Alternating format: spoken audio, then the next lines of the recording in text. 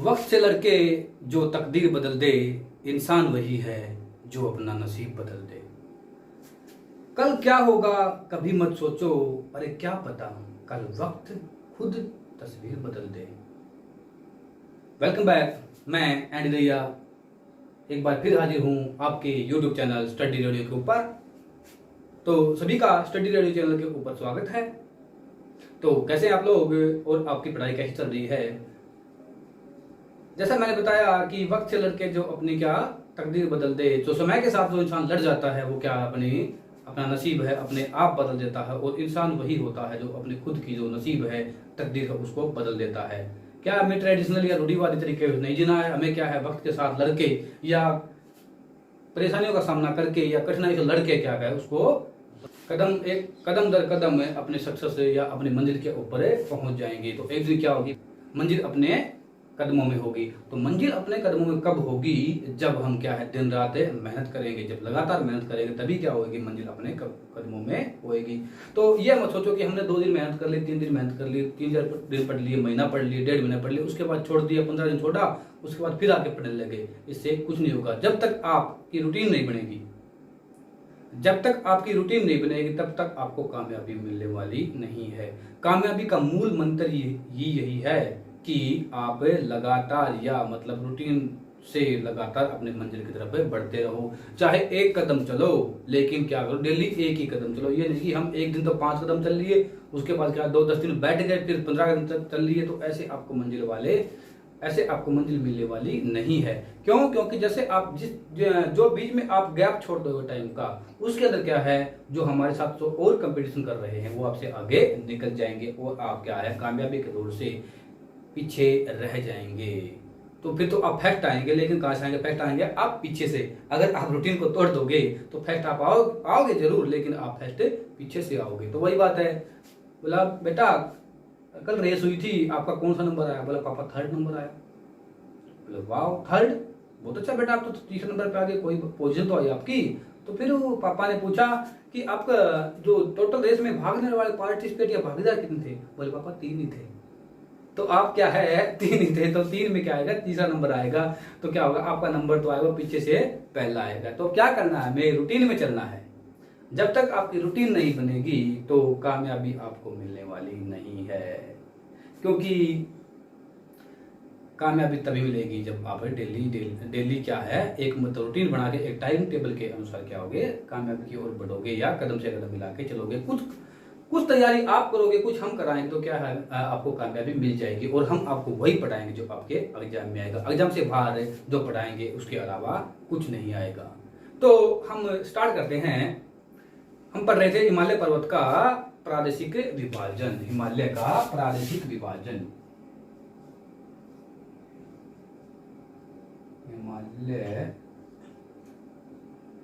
हिमालय पर्वत या पर्वतमाला? पर्वतमाला या पर्वत श्रेणी का प्रादेशिक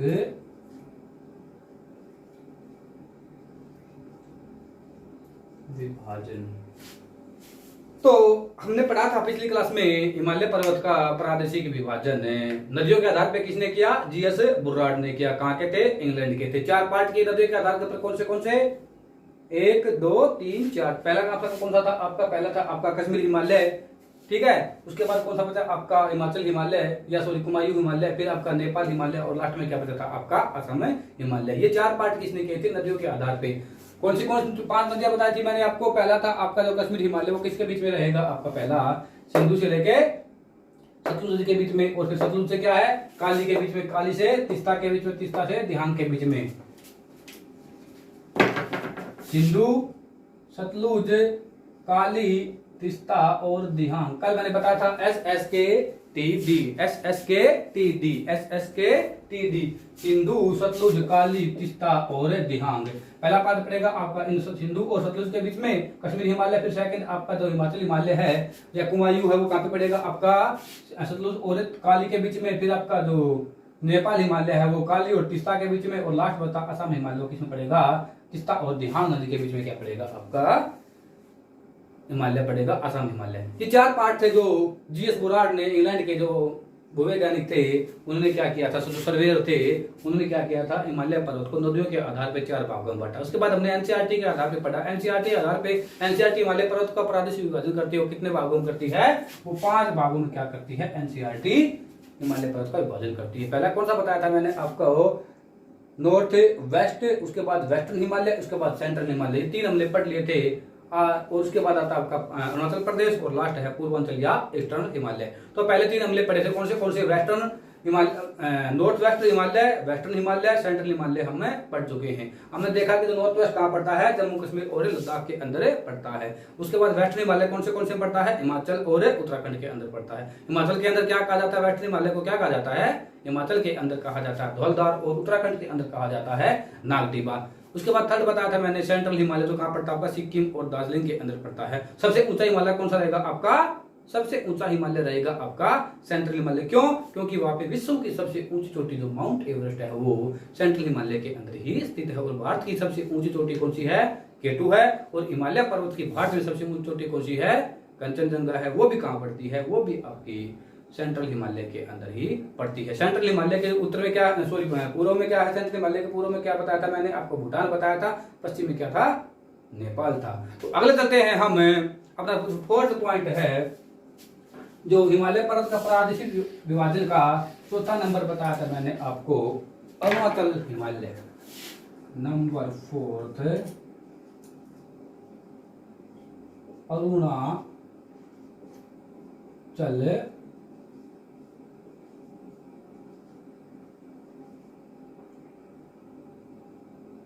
हिमालय। किसी भी स्टूडेंट को कोई दिक्कत या परेशानी हो रही है या पढ़ने में कोई दिक्कत आ रही है तो एक बार अपनी एडवाइस या अपनी परेशानी कमेंट में जरूर बता दे कि हम परेशानी को आगे से सुधार सकें। वैसे तो आपको कोई परेशानी नहीं होनी चाहिए, परेशानी तो आपको यही रहेगी कि आपको लगातार पढ़ना है और क्या है, आपको रेगुलर पढ़ना है और अपनी मंजिल को प्राप्त करना है। ऐसी डुबकी लगाओ, सीधा क्या करो, एग्जाम को फाड़ के निकलो। तो हम कर रहे हैं अरुणाचल हिमालय। इससे पहले पढ़ा था हमने सेंट्रल हिमालय। तो जो अरुणाचल हिमालय है वो पड़ता है आपका, जो भूटान है, भूटान के पूर्व की तरफ पड़ता है। भूटान का जो दिम्फू है वहां, उसके पूर्व की तरफ से लेके जो ब्रह्मपुत्र का गोर्ज है वहां तक क्या पड़ता है आपका, भूटान से लेके कहां पड़ेगा या आपका, भूटान से लेके, भूटान से ब्रह्मपुत्र नदी तक क्या पड़ेगा आपका, अरुणाचल हिमालय पड़ेगा। इसके अंदर अनेक नदियां बहती है, जैसे दिबांग है, दिहांग है, लोहित है, सुबनसिरी है, ये सारी की सारी नदियां इसके अंदर बहते हैं। नदियां जब आपकी कराई जाएंगी तो एक भी नदी आपके ऐसी छुटेगी कहां से निकलती है और कौन सा उसका कैचमेंट एरिया है और कहां से वो क्या है अपना जो एसोसिएट बनाती है या क्या करती है, कहां पे विलुप्त होती है या कहां पे अपना डेल्टा बनाती है। ठीक है, तो ये भूटान से लेके ब्रह्मपुत्र नदी तक क्या है आपका अरुणाचल हिमालय फैला हुआ। इसमें अनेकों नदियां, छोटी छोटी नदियां हैं, अनेकों छोटी छोटी कौन सी बताई मैंने, सुबनसिरी, दिबांग, लोहित, दिहांग या ब्रह्मपुत्र भी इसी के अंदर, मतलब इसका जो पूरी हिस्सा है वो क्या है, ब्रह्मपुत्र नदी तक इसका फैला हुआ है। और जैसे ही ये ब्रह्मपुत्र नदी से अरुणाचल में नीचे की ओर बैंड कर लेता है,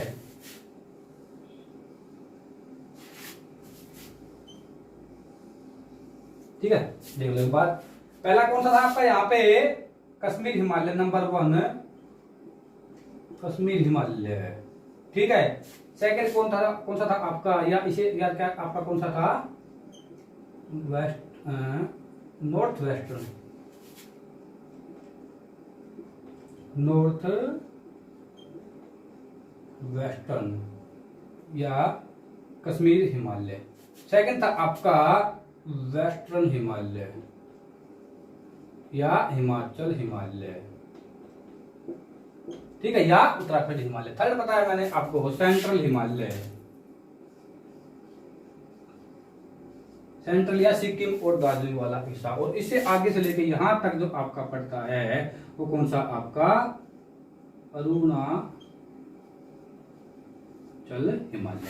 ये कहां से, भूटान से लेके कहां तक पड़ेगा आपका, भूटान से लेके आपके जो ब्रह्मपुत्र नदी है वहां तक क्या पड़ेगा आपका, अरुणाचल हिमालय पड़ेगा। इसके अंदर अनेक छोटी छोटी नदियां बहती हैं। और इसके यहाँ पे अरुणाचल में जाके ब्रह्मपुत्र नदी के साथ जैसे नीचे मोड़ ले लेता है, जैसे नीचे मुड़ता है तो इसे क्या कहेंगे हमें, ये आपका क्या रहेगा, अगला रहेगा आपका क्या रहेगा, पूर्वांचल हिमालय। इसको अगले पार्ट में या इसी से अगला पार्ट हमारा पूर्वांचल हिमालय, उसके अंदर इसको पढ़ेंगे। तो अब हम पढ़ रहे हैं अरुणाचल हिमालय को, क्योंकि क्या है, जब तक हम एक स्टेप छोड़ के अगले स्टेप के ऊपर चले जाएंगे तो हम गिर जाएंगे। तो पढ़ाई में भी क्या है, एक स्टेप बाय स्टेप लेके पहले पढ़ा फर्स्ट नंबर, फिर सेकंड, फिर थर्ड, अब फोर्थ का नंबर है। इसके बाद आएगा आपका पूर्वांचल।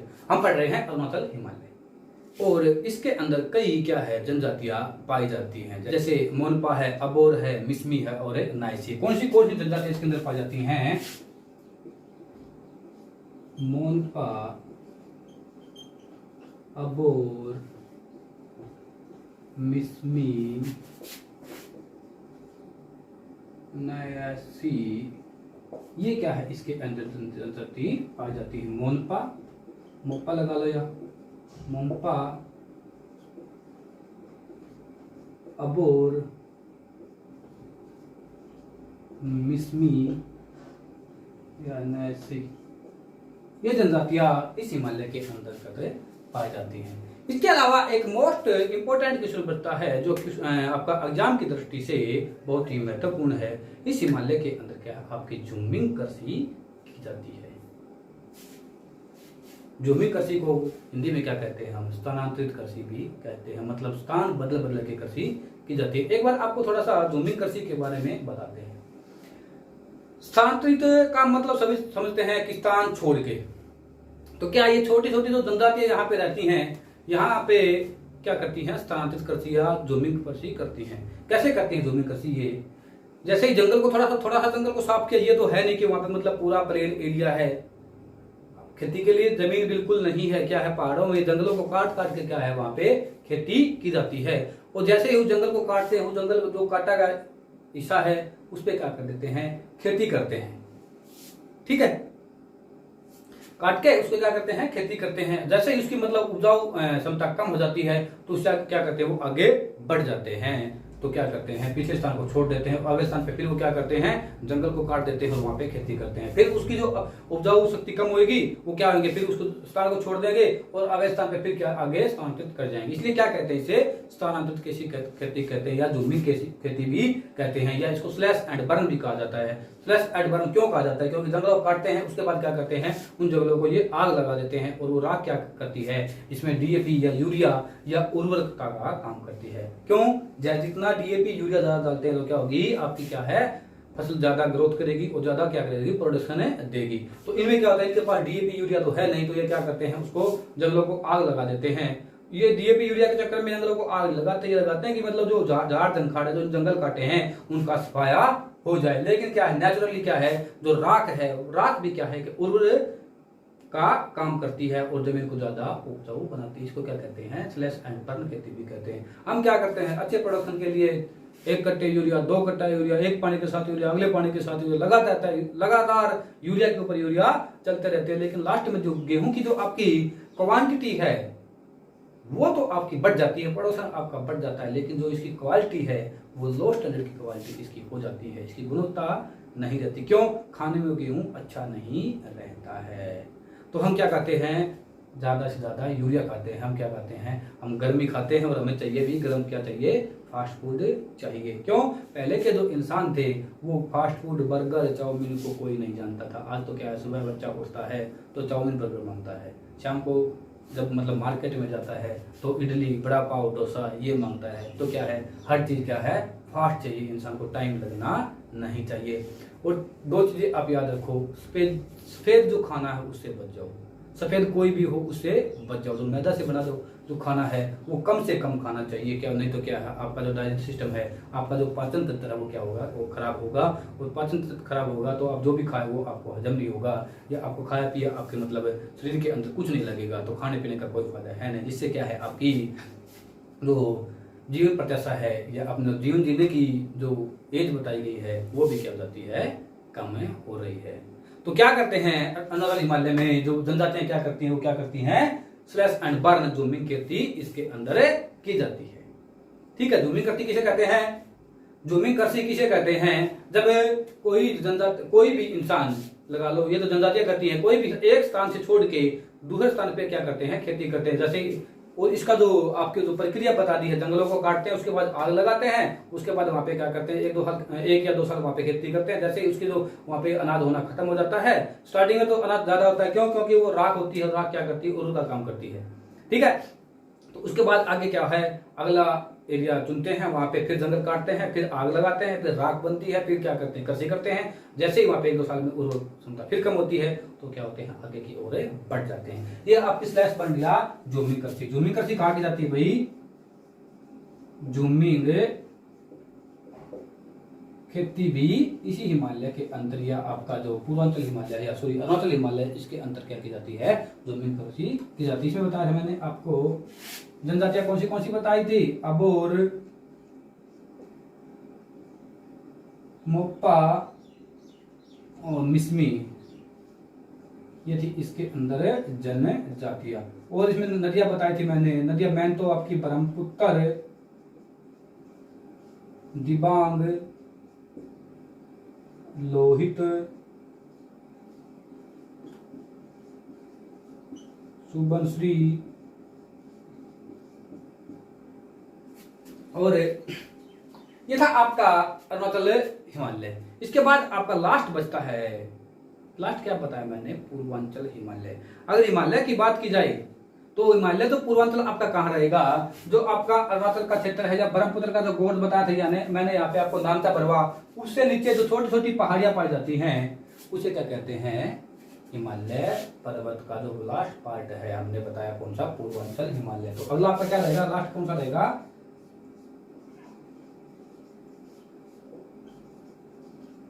पूर्वांचल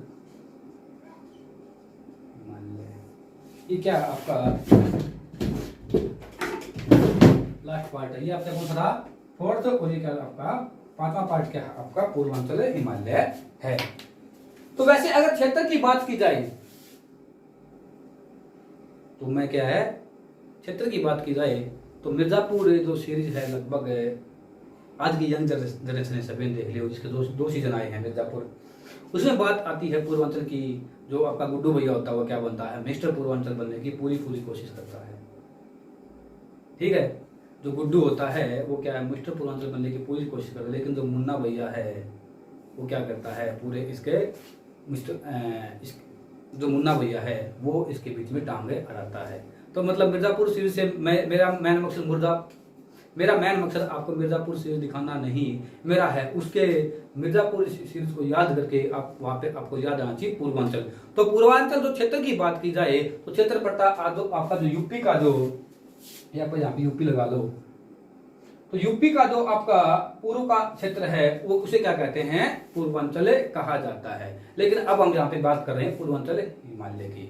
अब एक बार गुड्डू भैया से, मुन्ना भैया से और पंकज त्रिपाठी से बाहर निकल आइए, एक बार राजा भैया से। इसके अलावा खूब गैंगवार चलती है इस जो अपना मिर्जापुर सीरीज है, इसके 2 पार्ट आ चुके हैं, मैंने भी देखी है भाई, खूब देखी है। और थर्ड पार्ट का वेट सभी को है, जल्दी थर्ड पार्ट भी आने वाला है।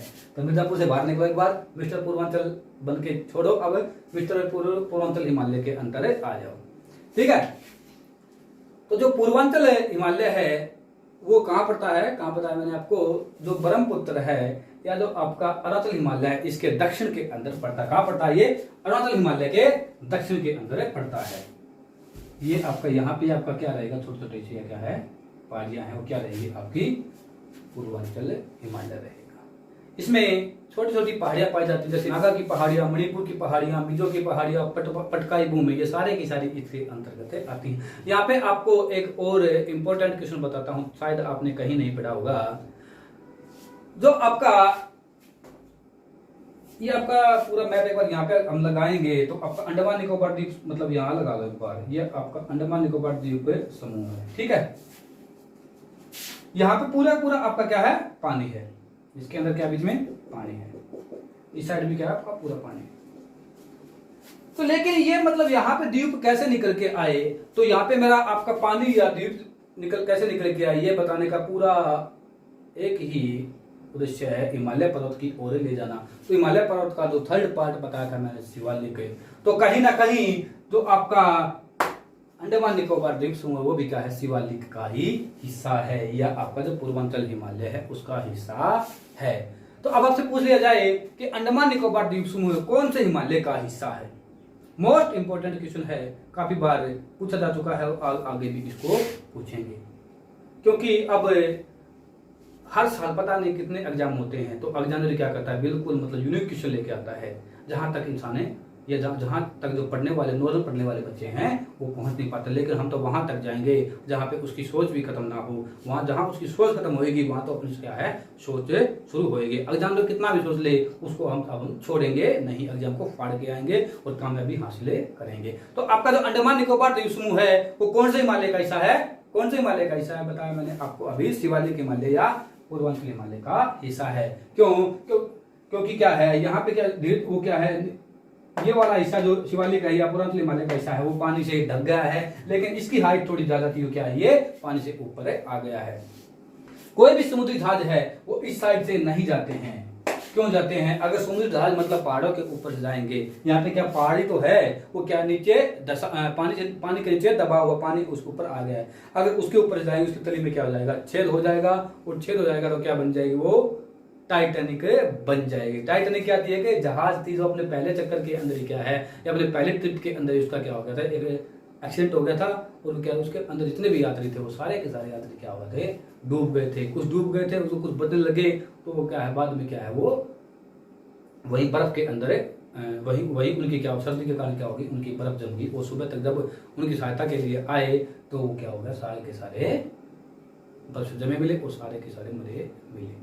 ठीक है, तो टाइटन में भी टाइटैनिक जहाज होती है, और वो क्या है, एक बर्फ के बड़े टुकड़े से टकरा जाती है और क्या हो जाती है, क्रैश हो जाती है, और वो क्या है, दो भागों में टूट जाती है, जहाज के अंदर पूरा पानी भर जाता है। तो मैं आपको बता रहा था कि यहाँ पे कोई भी जहाज, समुद्री जहाज वो यहाँ से नहीं जाती। क्यों जाती है, क्योंकि यहाँ से जाएगा उसके तली में क्या हो जाएंगे, छेद हो जाएंगे, वो क्या हो जाएगा, वो भी क्रैश हो जाएगी। और जो आपका पूर्वांचल हिमालय है, इसमें जो मिट्टी है वो काफी स्ट्रॉन्ग मिलती है, ठीक है, पथरीली मिट्टी तो काफी स्ट्रॉन्ग मिलती है। और जो यहाँ पे पर्वत श्रृंखलाएं हैं, जो पर्वत श्रेणियां हैं, जो आपकी छोटी छोटी यहाँ पे पर्वत श्रेणियां हैं, इनको क्या है, नदी बीचों बीच ऐसे जो नदियां यहाँ पे काफी नदियां, छोटी छोटी नदियां, उनको क्या बीचों बीच काटती हैं। तो क्या है, क्या बताया मैंने इसके अंदर आपको, पूर्वांचल हिमालय में कहा पड़ता है, ये पूर्वांचल हिमालय ब्रह्मपुत्र या जो आपका अरुणाचल हिमालय है, इसके दक्षिण में क्या पड़ेगा, आपका नंबर 4 आपका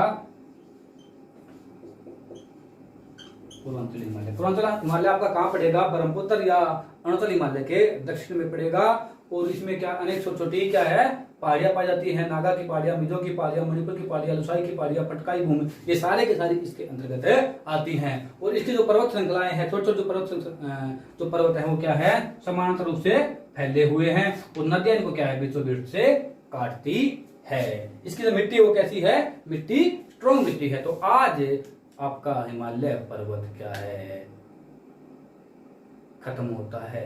हिमालय पर्वत का एक और क्वेश्चन बताया मैंने आपको, अंडमान निकोबार और निकोबार द्वीप समूह कौन से हिमालय के अंदर पड़ते हैं, शिवालिक हिमालय के अंदर क्या है आपके अंडमान निकोबार द्वीप समूह और ग्रेट निकोबार इसी के अंतर्गत आते हैं।